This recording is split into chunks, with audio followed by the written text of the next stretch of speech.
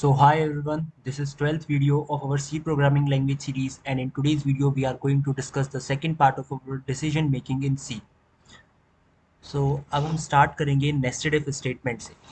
तो nested if में बात करें तो आप इसका सिंटेक्स देख सकते हैं कि यहाँ पर जो एक इफ है वो दूसरे इफ के अंदर आ रहा है, यानी ये जो सेकंड वाला इफ है, ये जो एक्सप्रेशन है, ये एक फर्स्ट इफ के अंदर है।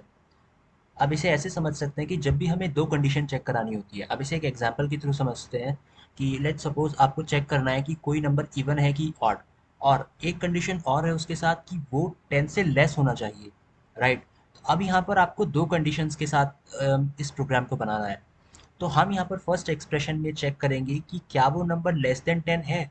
अगर वो नंबर लेस देन 10 होता है तो फिर ये इस वाले एक्सप्रेशन पर आ जाएगा सेकंड कंडीशन चेक करने के लिए। लेकिन अगर ये फर्स्ट वाला ही एक्सप्रेशन रॉन्ग हो जाता है तो फिर ये सेकंड वाले एक्सप्रेशन को चेक नहीं करेगा, राइट। अब मान लीजिए कि वो नंबर 10 से लेस है तो ये सेकंड नंबर ये सेकंड एक्सप्रेशन पर आ जाएगा, ठीक है। और यहाँ पर ये चेक करेगा कि क्या वो नंबर इवन है कि ऑड। और मैंने आपको लॉजिक बताया था कि कोई नंबर इवन या ऑड होने का पता कैसे चलता है कि अगर वो 2 से डिविजिबल है तो वो इवन नंबर है, राइट। तो ये अगर ये वाली एक्सप्रेशन ट्रू हो जाता है, ये वाला एक्सप्रेशन अगर या फिर ये वाली कंडीशन ट्रू हो जाती है, देन उस केस में हमारा जो ये कोड है जो इस सेकंड वाले इफ के अंदर लिखा हुआ है ये वर्क वर्क करेगा। अब सेकंड आते हैं हम स्विच स्टेटमेंट पर। अब स्विच स्टेटमेंट को कुछ इस तरह से समझ सकते हैं कि आप स्विच एक्सप्रेशन देख रहे होंगे, आप इसका सिंटेक्स, यहाँ पर आपको ये एक इंटीग्रल वैल्यू पास करते हैं, ठीक है।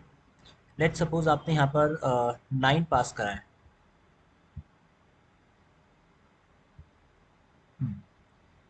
लेट सपोज आपने यहाँ एक्सप्रेशन में 9 पास करा है स्विच में, और आप यहाँ पर इसके सिंटेक्स में देख सकते हैं कि केस कांस्टेंट एक्सप्रेशन। अब ये केस कांस्टेंट एक्सप्रेशन क्या है, जब भी आप प्रोग्राम बनाएंगे तो ये कुछ इस तरह से लिखा होगा, केस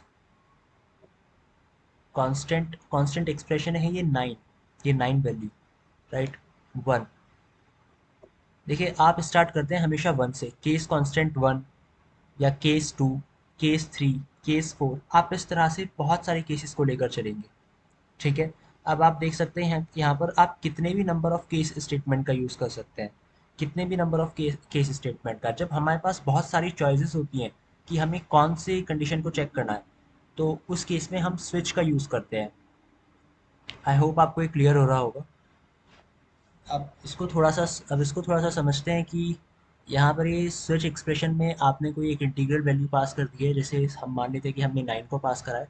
अब केस 1 है, केस 2 है, केस 3 है, टिल केस 12। अब हमारे पास ऐसे करते करते करते करते केस 12 तक हम आ चुके हैं।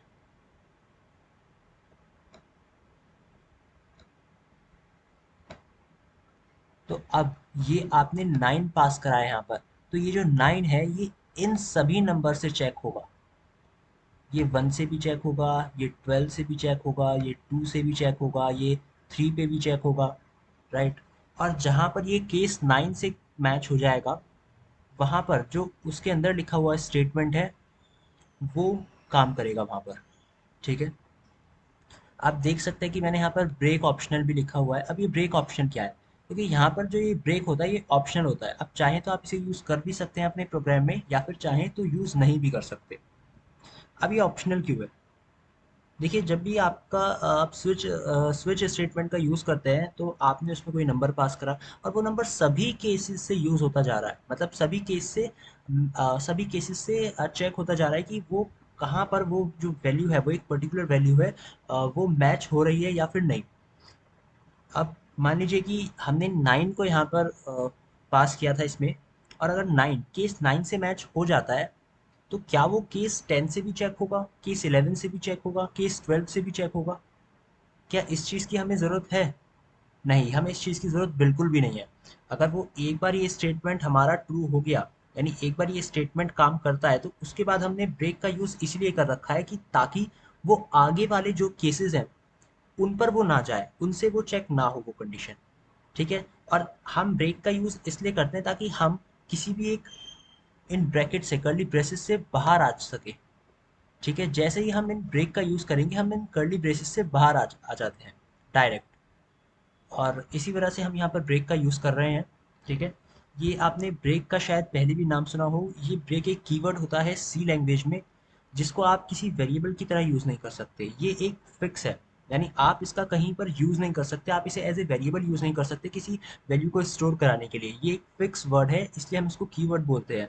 यानी इसका जो रोल है सी लैंग्वेज में वो फिक्स हो चुका है कि ये इसी तरह के प्रोग्राम्स के लिए यूज़ होगा। जब भी आपको ब्रैकेट से बाहर आना हो, जब भी आपको फोर लूप से बाहर आना हो या इस तरह के स्टेटमेंट से बाहर आना हो, तो तब आप इस ब्रेक का यूज़ करते हैं। जैसे ही हम ब्रेक का यूज़ करते हैं, हम डायरेक्ट उन कर्ली ब्रेसेस से बाहर आ जाते हैं सीधे। ठीक है, तो आई होप आपको ये समझ आ रहा हो आज का वीडियो। सो आज की वीडियो में बस इतना ही।